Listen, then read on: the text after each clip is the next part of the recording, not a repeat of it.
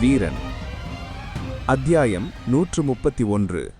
இது போன்ற கதைகளை தொடர்ந்து கேட்க இப்போதே குமார் ஸ்டோரிஸ் சேனலுடன் இணைந்து கொள்ளுங்கள். மறக்காமல் லைக் பண்ணுங்க, ஷேர் பண்ணுங்க, கமெண்ட் பண்ணுங்க. இந்த கதை முழுக்க முழுக்க கற்பனை கதை மட்டுமே. ஆதித்யா சிதறி கிடந்த அந்த பனிக்குகையை ஒருமுறை கூர்ந்து பார்த்தான். வள்ளியின் வார்த்தைகள் அவனுக்குள் ஒரு பொறியை தட்டியது. சரியக்கா, இப்போ எதுக்காக இந்த பனிக்குழியை தோண்ண? அந்த கிழவி உன்னை இங்கே எதுக்காக வர சொன்னா என்று கேட்டான். வள்ளி தழுதழுத்த குரலில், அவளோட சக்தியை இன்னும் அதிகப்படுத்திக்கணுமா ஆதித்யா? அதுக்காக தான் அந்த விசித்திரமான இடத்துக்கு திரும்பவும் என்னை கூட்டிட்டு போக சொன்னா. அந்த பாதையை தேடிதான் நான் இங்க வந்தேன் என்றாள். ஆதித்யாவின் கண்கள் மின்னின. அப்படியானால் அவள் தேடி வந்த அந்த 7 சிற்பங்களும் சாபத்தின் ஊற்றுக்கண்ணும் இந்த உடைந்து கிடக்கும் குகைக்கு அடியில்தான் இருக்கின்றனவா? அவன் உடனே தன் அருகில் நின்றிருந்த யாழியை பார்த்து, யாழி, தாமதிக்காட, உடனே உள்ளே போ. இந்த இடிபாடுகளுக்கு அடியில் அந்த விசித்திரமான சக்தி வாய்ந்த பாதை எங்கே இருக்கிறது என்று பரிசோதித்து விட்டு வா என்று கட்டளையிட்டான். யாழி ஒரு உருவமற்ற ஆன்மீக ஆத்மசக்தி என்பதால் அதனால் எந்த ஒரு பாறை இடுக்கிலும் புகுந்து செல்லும் ஆற்றல் இருந்தது. ஆதித்யாவின் சொல்லுக்கு கட்டுப்பட்டு அது ஒரு சிறு ஒழுக்கீற்றாக மாறி அந்த பனிக்குகையின் ஆழத்திற்குள் பாய்ந்தது. இதை பார்த்த வள்ளிக்கு உடல் நடுங்கியது. தம்பி, இது என்ன வகையான சக்தி இது என்று பயத்தில் பின்வாங்கினாள். பல ஆண்டுகளாக வெளியுலக தொடர்பின்றி ஒரு பிசாசின் பிடியில் இருந்ததால் அவளது மனநிலை இன்னும் அந்த பழைய சிறுமித்தனத்திலேயே இருந்தது. ஆதித்யா அவளது தோளை தொட்டு தேற்றினான்.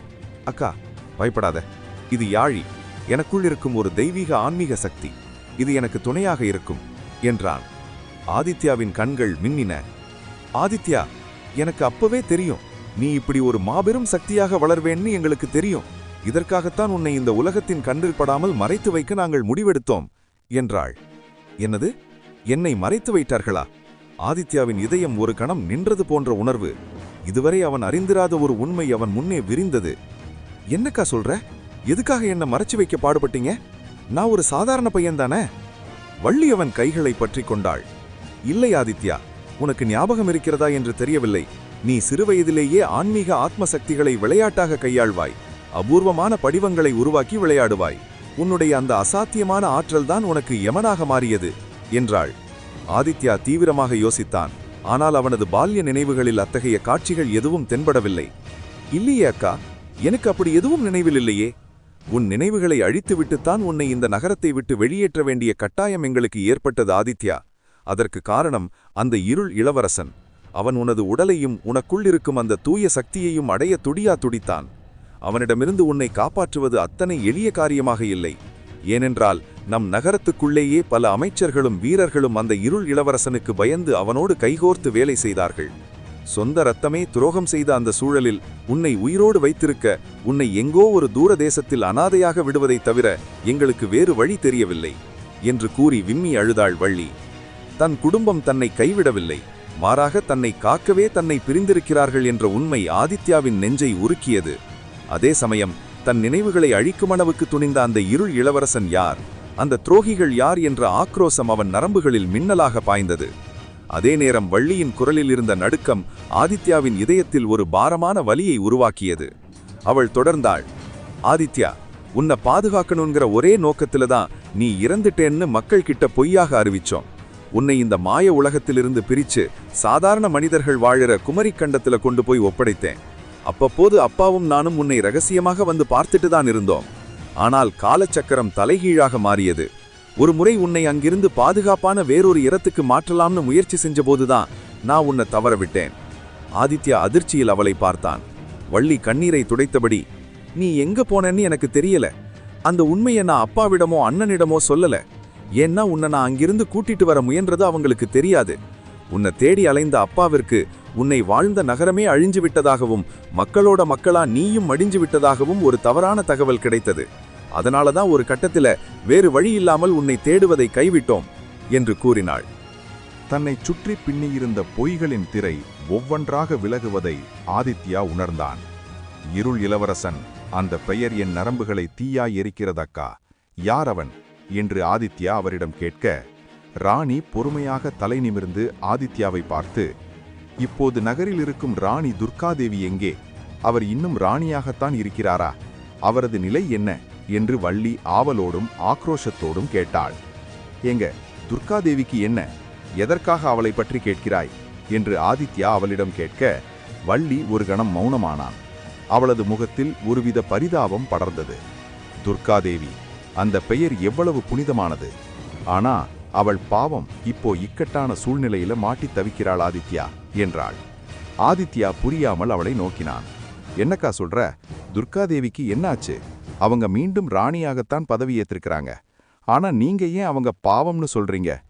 வள்ளி அவன் அருகில் வந்து அவனது கைகளை பிடித்துக்கொண்டு மிக தாழ்ந்த குரலில் அந்த பயங்கரமான ரகசியத்தை உடைத்தாள். ஆதித்யா, உனக்கு ஒரு உண்மை தெரியாது.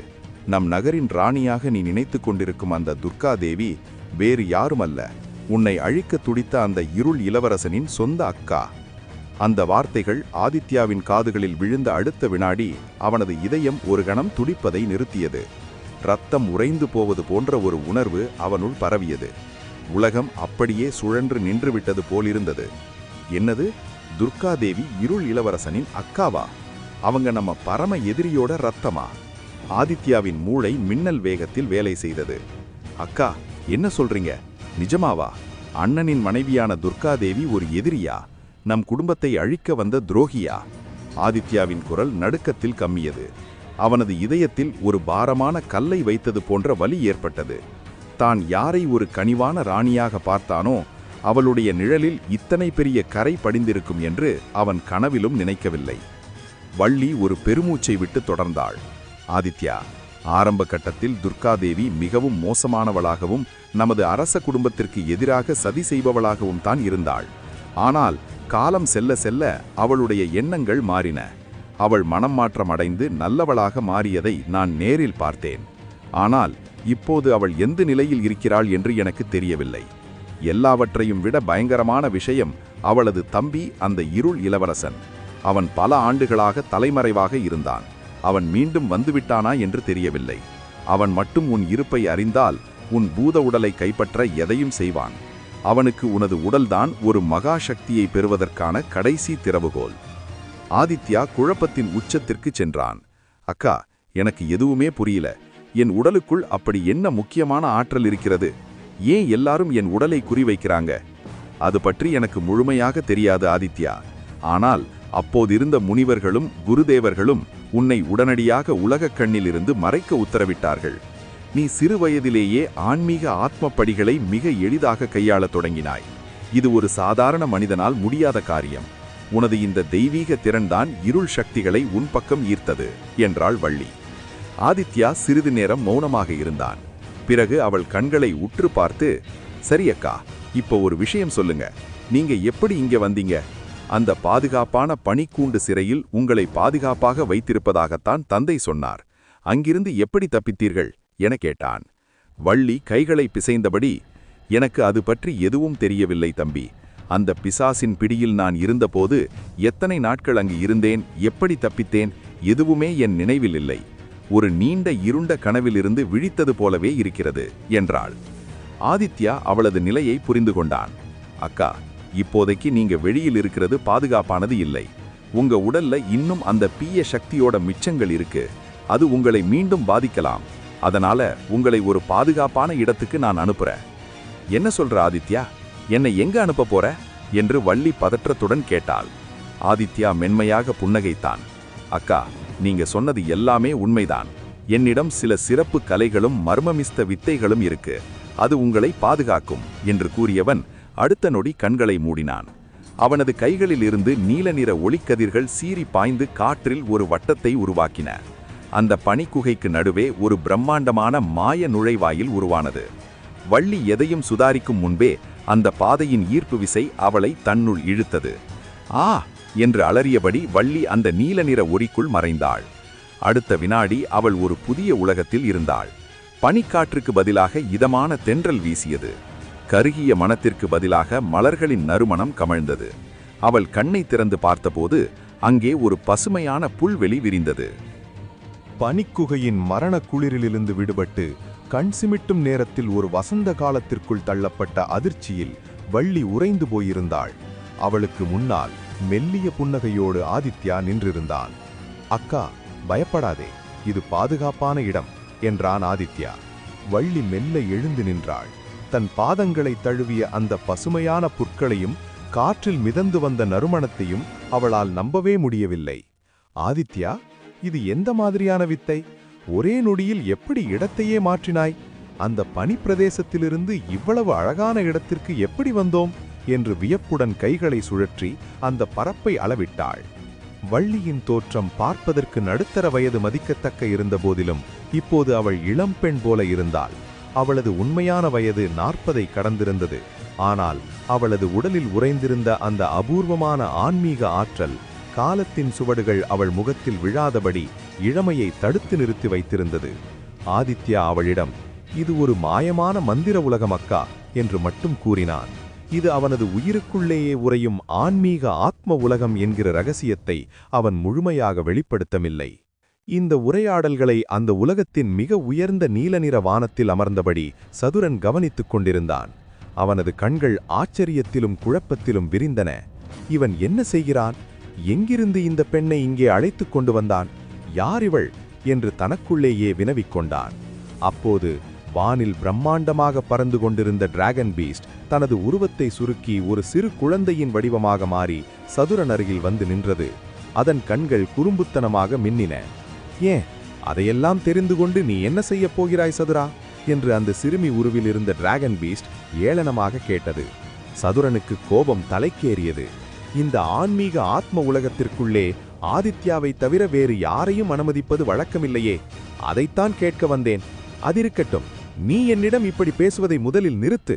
வயதில் உன்னைவிட மூத்தவன் நான், என்னிடமே இப்படி அதிகாரமாக பேசுகிறாய் என்று கடிந்து கொண்டான். அந்த சிறுமி உருவில் இருந்த டிராகன் பீஸ்ட் சிரித்தது. சதுரா, வயதில் மூத்தவர்களுக்கு மரியாதை என்பது அவர்கள் நடக்கும் முறையை பொறுத்துதான் வரும். நீ நடந்து கொள்ளும் லட்சணத்திற்கு இதுவே அதிகம் என்றது நக்கலாக. சதுரன் முகம் சிவந்தது. நான் என்ன உன்னிடம் தவறாக நடந்து கொண்டேன்? எனக்கு மரியாதை கொடுக்க உனக்கு அவ்வளவு கஷ்டமா? கொடுப்பார்கள் கொடுப்பார்கள், உனக்கு வேண்டிய மரியாதையை சரியான நேரத்தில் கொடுப்பார்கள் என்று கிண்டலாகச் சொல்லிவிட்டு டிராகன் பீஸ்ட் அங்கிருந்து சிறகுகளை விரித்து பறந்தது. அது நேராக ஒரு குளிர்ந்த மலையின் உச்சியில் ஒரு கல்வெட்டின் மீது அமைதியாக உறங்கிக் கொண்டிருந்த சுமத்திரையை நோக்கிச் சென்றது. சுமத்திரையின் உயிர் இன்னும் அந்த உலகத்தின் சக்தியால் தான் தாங்கி பிடிக்கப்பட்டிருந்தது. இந்த விரிந்து பறந்த ஆன்மீக ஆத்ம உலகம் முழுவதுமே ஆதித்யாவின் கட்டுப்பாட்டில் இருந்தது. அவனது ஆன்மாவோடு பிணைக்கப்பட்ட சதுரன், டிராகன் பீஸ்ட், அவனது ஆயுதங்கள் மற்றும் யாலி ஆகிய அனைத்தும் ஆதித்யா நினைக்கும் இடங்களுக்கு நொடிப்பொழுதில் செல்லும் அபாரமான சக்தியை பெற்றிருந்தன. அந்த அந்தர உலகத்தில் டிராகன் பீஸ்ட் மிக லாவகமாக பறந்து சென்று மலை உச்சியில் இருந்த சுமத்திரையை அடைந்தது. கீழே பசுமையான புல்வெளிகளில் ஒரு குழந்தையைப் போல தன்னை மறந்து விளையாடிக் கொண்டிருந்த வள்ளிக்கு மேலே நடக்கும் இவை எதுவுமே தெரியவில்லை. ஆனால் ஆதித்யாவுக்கு அனைத்தும் அப்பட்டமாக தெரிந்தது. இந்த ஆன்மீக ஆத்ம உலகம் அவனது இதய துடிப்போடு இணைந்தது என்பதால் அங்கே யார் எங்கே இருக்கிறார்கள், என்ன நினைக்கிறார்கள் என்பது அவனுக்கு புரியாத ரகசியம் அல்ல. அக்கா, நீங்க இப்போதைக்கு இங்கேயே இருங்க. நான் வெளியில் ஒரு முக்கியமான வேலையை முடிக்க வேண்டியிருக்கு. அதற்காக நான் இப்போ கிளம்புறேன் என்றான் ஆதித்யா. ஆதித்யாவின் பேச்சை கேட்டு விளையாட்டை நிறுத்திய வள்ளி திகைப்புடன் அவனை பார்த்தாள். இன்னொரு வேலையா ஆதித்யா? இப்பதானே வந்தோம் என்று கேட்டாள். ஆமாம் அக்கா, உங்களுக்கு முதலில் அந்த பாதிப்பு ஏற்பட்டது இல்லையா? அந்த இடத்திற்கு நான் போயே ஆகணும். அங்கே ஒளிந்திருக்கும் அந்த தீய சக்தியை வேரோடு அழிக்கலன்னா நம்ம நகரத்து மக்களுக்கு ஏற்பட்டிருக்கிற இந்த பாதிப்பை என்னால கட்டுப்படுத்த முடியாது என்று ஆதித்யா தீர்க்கமாக கூறினான். புட்களோடு விளையாடிக் கொண்டிருந்த வள்ளி திடீரென்று சிலையான நின்றாள். அவளது முகம் சட்டென வாடியது. தம்பி, ஒரு நிமிஷம் என்று அவளை இடைமறித்தவள் தயக்கத்துடன் கேட்டாள். நீ நகரத்திலிருந்துதானே வந்தேன்னு சொன்ன? அங்கே சுமத்திரையை பார்த்தாயா? அவள் எப்படி இருக்கா என்று வள்ளியின் இந்த கேள்வி ஆதித்யாவின் நெஞ்சை துளைத்தது.